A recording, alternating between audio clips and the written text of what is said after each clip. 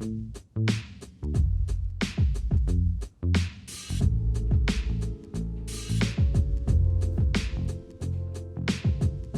time when I was a kid, my mom taught me how to vote. We sat at the kitchen table together with her ballot, a pen, and a voter's pamphlet she received in the mail. Growing up in Oregon, this is what I thought voting looked like. Intentional, informed, and in no hurry. Then I moved to Texas. My first time at a polling place, I didn't even know what was going to be on my ballot until I got there. That's when I realized just how much I'd taken voting for granted back home. Why is Oregon's voting system so different from most of the country? I talked to someone who could tell me a little bit about it. Keisling. I was Secretary of State from 1991 to 99 in Oregon, and currently I'm the chair of the National Vote at Home Institute. Phil told me about Oregon's long history at the forefront of accessible democratic voting. We were one of the first states to allow citizens to propose and vote on new laws. This process, known nationally as the Oregon system, presented some big risks. As long as democracy has been around, people have worried about the consequences of giving too much power to the populace. The Oregon system could only work if people understood what they were voting on. Thus, the Voter's Guide was created, the first of 3 key features in Oregon's participatory democracy. Early guides included the text of ballot measures, as well as arguments for and against. Later, candidate information was added. For 120 years, the Secretary of State's office has compiled these booklets. Candidates and political parties submit their own statements, and anyone who wants to can submit an argument for or against a ballot measure. Continuing Oregon's legacy of a wide-open democracy, everything is included, as is.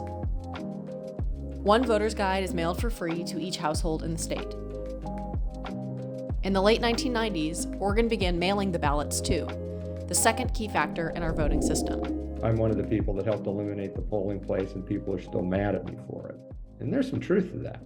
But most of the time people go, oh no, we love this system. And I say, what do you like most about it? And invariably, people say, it's because I feel at the end of the process, I was a more informed voter.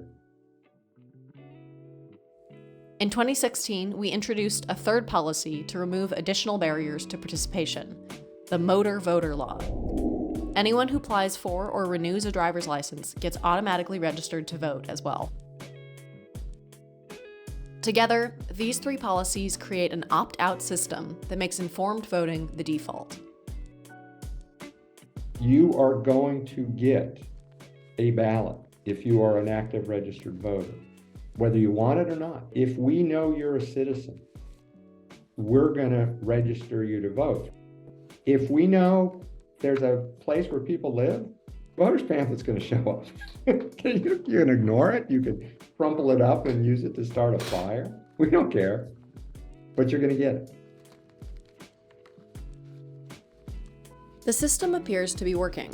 Oregon is consistently above the U.S. average for voter turnout, and in 2022 ranked number 1 in the nation.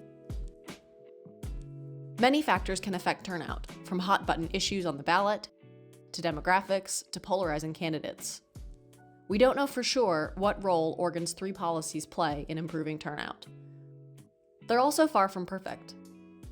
The Oregon system has resulted in some controversial ballot measures over the years, and we're often a testing ground for experimental policies. Producing all-inclusive voter pamphlets is also really expensive, and they can be difficult for the average voter to navigate.